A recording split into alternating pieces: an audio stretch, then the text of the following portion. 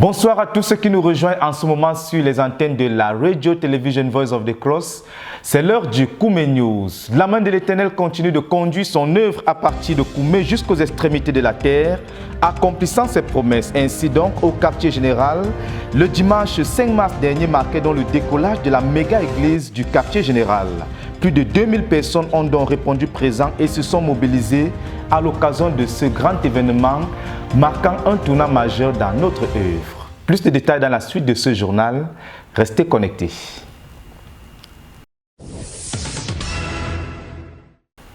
Les dates du 4 septembre 2004 et du 22 novembre 2009 sont donc mémorables pour l'église du quartier général, puisqu'à ces deux occasions, le Seigneur a proclamé et demandé aux saints de lui donner une méga-église dans la ville de Berthois. Ainsi donc, le 15 janvier 2023, une équipe de ministres a été mise à part pour aider le pasteur Alphonse Tawet à faire émerger cette méga-église qui a effectivement décollé en force ce dimanche 5 mars 2023 en mobilisant plus de 2000 saints et invités. Le bilan dans ce reportage. Organiser son premier culte en tant que méga-église du quartier général. Ceci marque donc une borne, un point tournant majeur dans notre ministère, puisqu'il ne s'agit pas juste d'un programme de plus, mais il s'agit là de l'accomplissement d'une proclamation faite par le frère Zach sur la ville de Berthois le 4 septembre 2004. À cette occasion, le frère Zach avait alors proclamé, je cite, « Berthois sera une grande ville, grande pour Dieu et grande pour l'homme. Nous confessons que de grandes choses vont se passer dans cette ville et à partir de cette ville. Nous proclamons que les effectifs massifs vont s'assembler, se donner à Jésus-Christ et aimer Jésus-Christ et demeurer en Jésus-Christ et s'élever à de grandes hauteurs.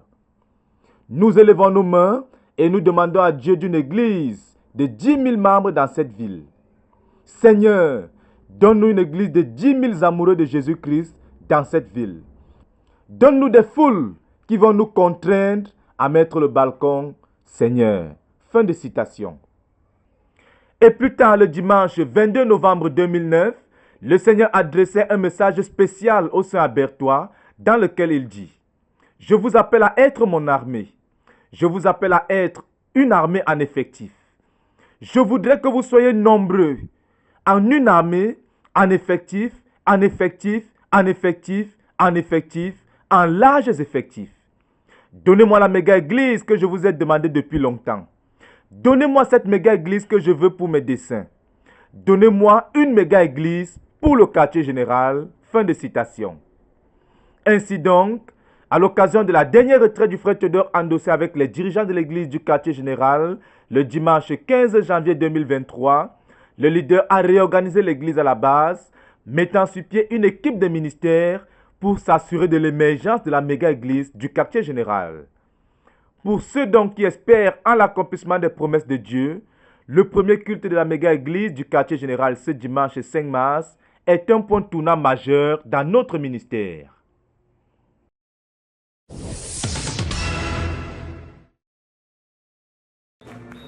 C'est donc une foule d'un peu plus de 2000 personnes, croyants et invités, qui s'est assemblée à Koumé venant en vagues par différents moyens de transport. Selon le calendrier de rotation des centres, ce sont les centres de Tigaza, Tindamba, Dimako, Poglota Village et Élevage qui ont été les premiers à déclencher ce mouvement. Dès 9 h, le hall était déjà saturé de la présence de Dieu et de la louange de la chorale qui a produit une louange et une musique de qualité.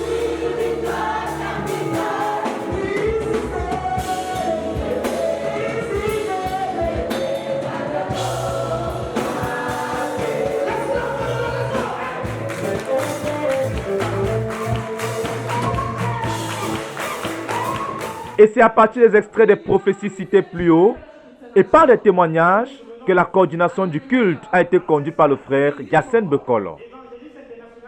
Cette phase arrosée de la louange a cédé la place au message de l'évangile qui a été libéré avec puissance à partir des Écritures et de la vie du pasteur Alphonse Tawet. L'histoire de l'homme riche et de Lazare tirée du livre de Luc chapitre 16 a été le socle du message de l'évangile, appuyé par le témoignage de la vie, de la rencontre avec Jésus et de la transformation du pasteur Alphonse Tawet. Je ne maîtrise plus les bouquets de fleurs qui sont restés derrière. Le mensonge. Lies Pendant 10 ans. Sacrifice Saccagé par Satan. destroyed by Satan. Le vol.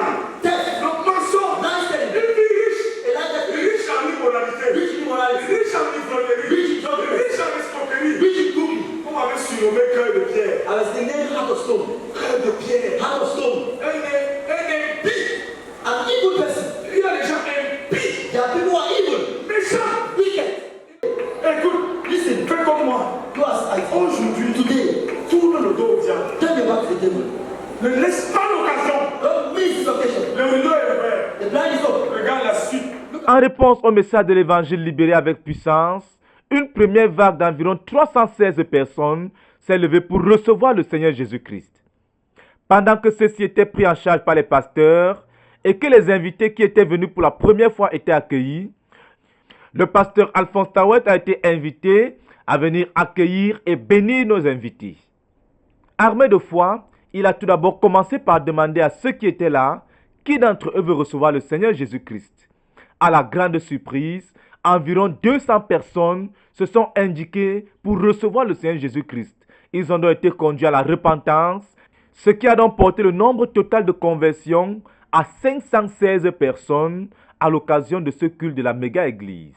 Et un total de 72 personnes ont obéi aux eaux du baptême et ont été baptisées dans l'eau. Amen.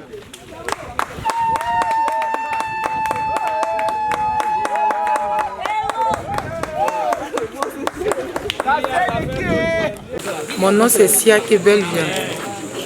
Depuis que je connais Dieu vers l'église MCI, mais je n'ai pas changé. Je faisais toutes les bêtises. Et aujourd'hui, je suis venu à l'église, le pasteur a prêché les paroles de Dieu et ça m'a touché. J'accepte de me baptiser. Je demande à Dieu d'enlever tous mes péchés, de me diriger vers ta route, parce que le péché n'est pas bien.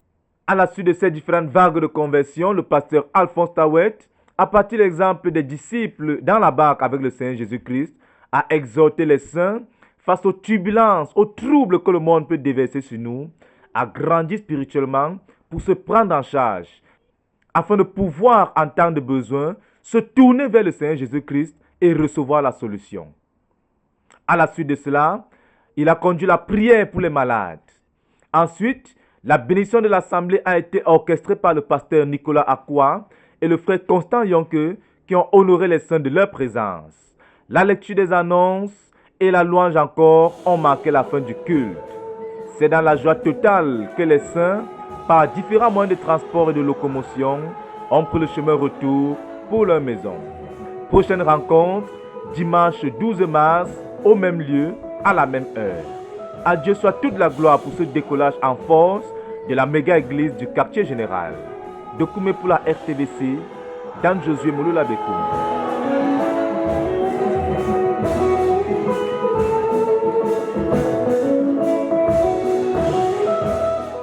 Toujours ce dimanche 5 mars 2023, après le culte de la méga-église du quartier général, dirigeants et saints se sont rués du côté de Ndumbi pour prendre part à la cérémonie de clôture de la deuxième session de 21 jours de l'école de la connaissance et du service de Dieu, cérémonie officiée par le pasteur Alphonse Tawet, dirigeant de la méga-église du quartier général. Plus de détails dans ce reportage. Les étudiants de la session de 21 jours en cours de l'école de la connaissance et du service de Dieu en Ndumbi ont achevé la première partie de leur formation après un programme intense de 3 semaines visant à permettre à chacun d'avoir une rencontre avec Dieu qui va le marquer à vie.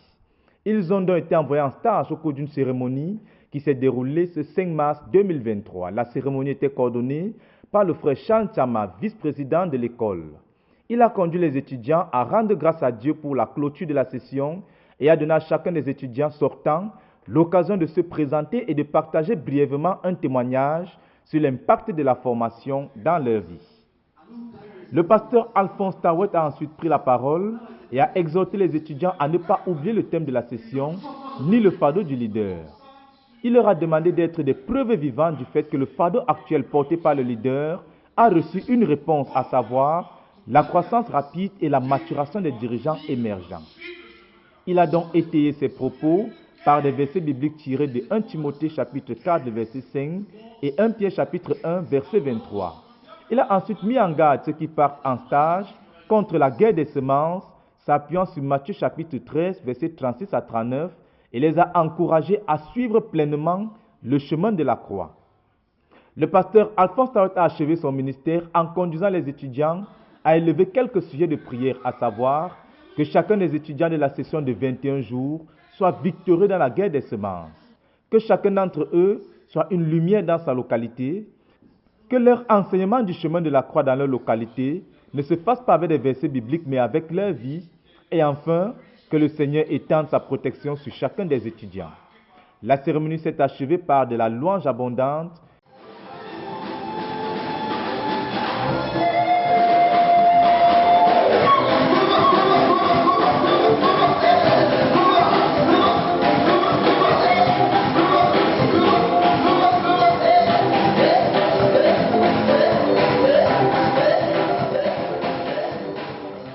Et le partage d'un repas. À Dieu soit toute la gloire. Des avancées majeures dans l'œuvre de conquête et d'implantation des églises dans le district de Mwanga au Rwanda. Le missionnaire Jean Debout et son équipe y ont tenu une série de croisades d'évangélisation qui se sont soldées par l'implantation d'une église locale dans le district. Plus de détails avec Cynthia Siaka dans ce reportage. Au Rwanda, le Seigneur a ouvert de grandes portes pour la pénétration de l'évangile dans le district de Mwanga, à travers un couple qui s'est engagé à servir pleinement le Seigneur dans notre ministère. Ils ont à cet effet invité le missionnaire Jean Debout à s'y rendre avec son équipe le 10 février dernier, où une salle pouvant contenir 150 à 200 personnes a été louée pour une année entière. Salle qui portera désormais la pancarte CMCI.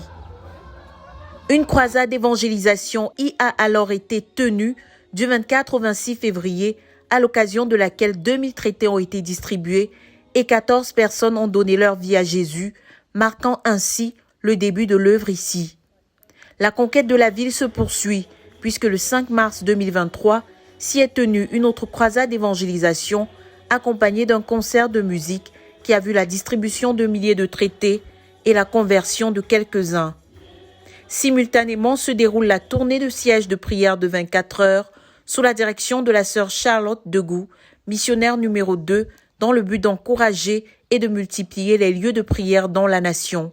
Le premier siège de 33 heures s'est tenu les 17 et 18 février au centre qui abrite le quartier général de la CMCI Rwanda, siège auquel ont pris part plus de 50 dirigeants. Le pasteur Debout en a profité pour booster ses troupes, pour les exhorter à la prière et à l'évangélisation massive pour accomplir de toute urgence le but de la phase 3 dans la nation. Ceci en les ramenant à la Réma 2023 et en les encourageant par son témoignage personnel sans négliger de répartir les tâches pour le travail pratique dans les assemblées de maison. Puisse toute la gloire revenir au Seigneur pour l'avancée de son œuvre au Rwanda. De Koumé pour la RTVC, Cynthia Siaka.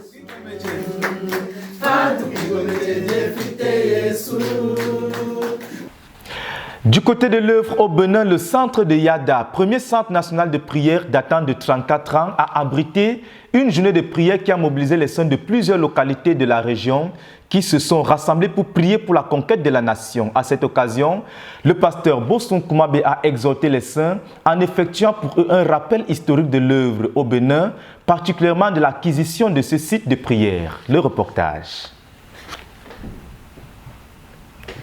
Un lieu de prière, de foi et de puissance qui existe depuis 34 ans.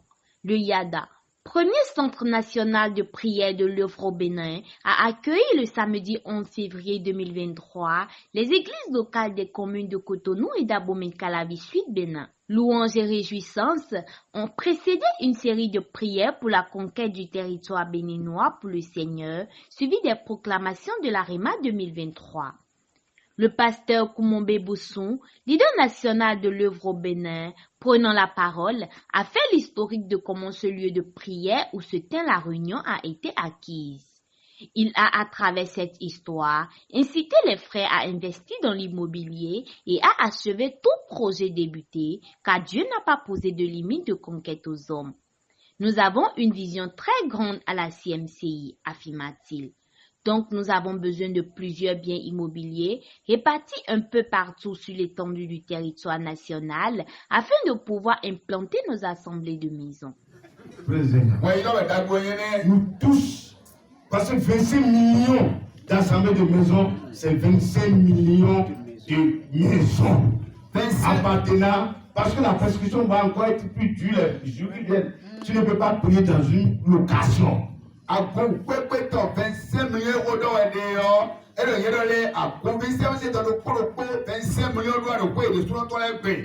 Donc il y a 100 messieurs qui ont d'abord de Tchaoué Timor. À ça, c'est un rodé, le Rokhayamea, tous les sous-béniades de tout la tout même si tu ne construis pas, achète maintenant le terrain pour construire après.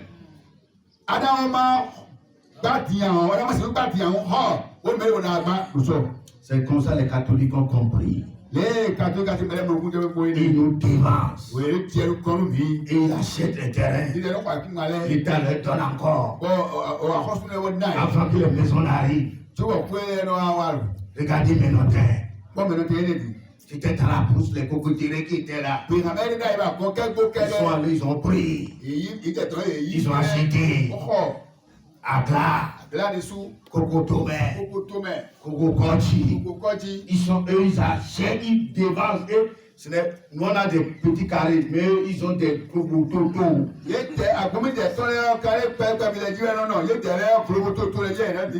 La CMC n'a qu'à prendre le son à partir de là. Alléluia. Amen. On achète pour nous-mêmes. Et nous allons aussi réserver les lots pour Dieu. Si nous achetons ensemble 100 hectares quelque part, 10 hectares appartiennent à Jéhovah. 10 hectares.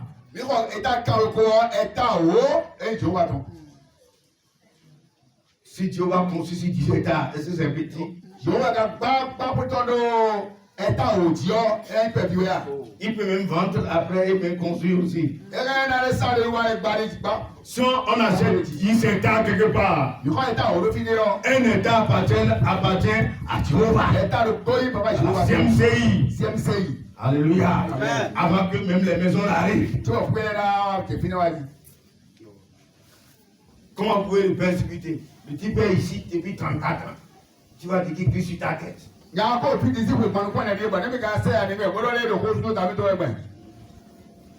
C'est moi qui raconte l'histoire ici maintenant. Alléluia. Allons pour raconter l'histoire. Si nous arrivons à quelque part, on achète 10 hectares. Nous donnons la dîme de l'État à Dieu. Et tu vas nous encourager. Et lui-même va amener les industries, les écoles, maternitaires, non loin.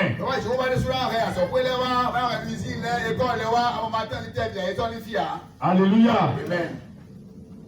Le CG de là-bas, ouais, mais il y avait plateau, il n'y avait pas de CG. Mon passé là-bas, c'était la brousse.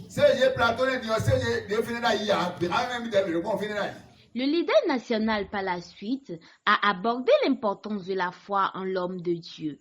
Pour recevoir de Dieu à travers son nom, a-t-il dit, il nous faut la foi en Dieu et en l'homme de Dieu, car ce dernier représente Dieu et un respect absolu lui est dû. Si tu ne reconnais pas l'onction, elle ne te reconnaîtra pas. Faire des dons aux dirigeants est une manière de leur montrer du respect. On ne vient pas chez le prophète les mains vides, attesta-t-il. En obéissance à cette parole, les églises présentes et plusieurs membres de la communauté ont fait divers dons à leurs missionnaires. 218 personnes ont été présentes pour écouter ce message et se repentir de leur négligence et de leur indiscipline. Tous se sont engagés à honorer leurs dirigeants avec des dons. Avec des cantiques et des prières, les frères et sœurs se sont donné rendez-vous pour une prochaine rencontre plus réussie pour la gloire du Seigneur. Amen. Du côté de l'œuvre en Côte d'Ivoire, l'église à Abidjan poursuit avec la tenue des week-ends de salut et de guérison. Cette fois, c'était la zone de Marcory-Trècheville qui a accueilli du 4 au 5 mars dernier le pasteur Boniface Meunier et son équipe. Le compte rendu d'Ano Yebois. Venez. Venez. Le week-end de salut et de guérison dans la zone de Marcory-Trècheville s'est effectivement tenu ce samedi 4 et dimanche 5 mars 2023 sur le terrain Tiako à Marcory.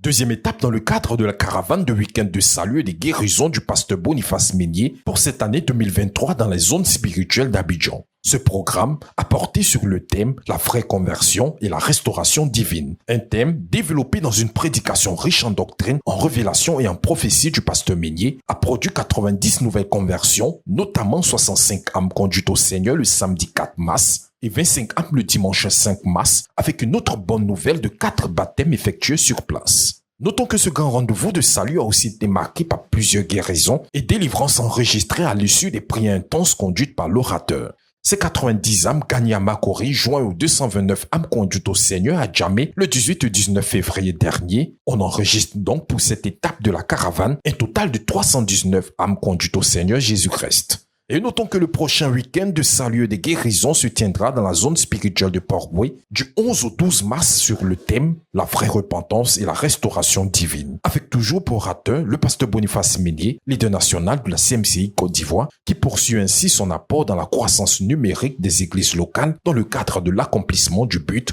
de la phase 3.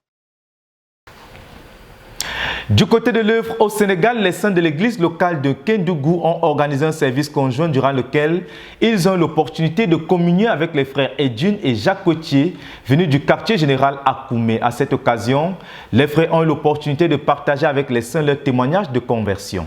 Plus de détails avec Clémence Ndiaye Kamara.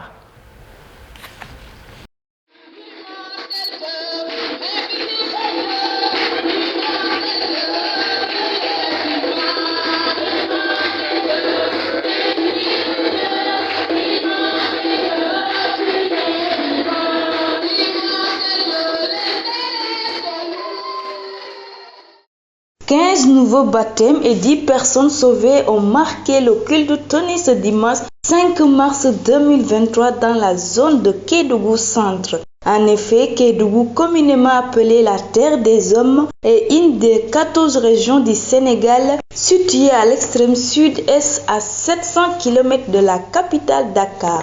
Elle est aussi frontalière avec le Mali et la Guinée-Conakry. À l'occasion de notre culte hebdomadaire qui se tient au centre polyvalent de Kédougou, à partir de 9h30, 106 personnes se sont réunies en ce jour. Il faut noter que ce culte a battu le record en termes d'effectifs depuis l'implantation de l'église. Après la modération conduite par le frère Robert Bouban et le moment de louange, le pasteur Jacques Madi Kamara, missionnaire national de notre œuvre dans les régions de Kédougou et Kaffrine, a solennellement amené l'église à accueillir les frères Jacques Cotier et Edwin Ekoué qui sont venus du quartier général de notre œuvre au Cameroun pour collecter les merveilles que le Seigneur est en train de faire à Kolda au Sénégal. Les frères Jacques Cotier et Edwin ont partagé avec les saints sur leur témoignage de conversion et sur leur engagement à suivre Jésus qui est la lumière qui chasse les ténèbres. Ainsi, en réponse à leur partage, exhortation et de l'appui du pasteur Jacques Madi Kamara, 10 personnes se sont données au Seigneur Jésus-Christ. Le pasteur Jacques a insisté sur le fait qu'après avoir donné sa vie à Jésus, il faut se faire baptiser et 16 personnes se sont prononcées pour se faire baptiser ce jour. L'assemblée a béni le Seigneur pour ces derniers et prié pour eux. Le frère Jacques Madi Kamara a prié pour la guérison, la délivrance des saints avant de les renvoyer à la maison. Immédiatement après le culte, une bonne partie de l'assemblée s'est retrouvée au bord du fleuve Gambie. À l'arrivée, il y a eu une brève exhortation sur le baptême par le frère Jacques Cotier. Le frère Edwin a prié pour les baptiser et le pasteur Jacques Madi Kamara a baptisé les 15 frères qui se sont présentés au bord du fleuve ce jour en obéissance au Seigneur pour le suivre. Nous sommes très reconnaissants au Seigneur pour les 15 baptêmes 3 couples de plus dans nos effectifs en ce début mars 2023 pour la RTVC Clémence Ndiaye Camara.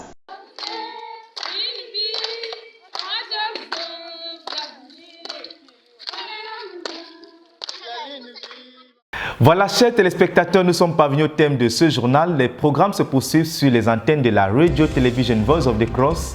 C'est la chaîne de la Bible. Que Dieu vous bénisse.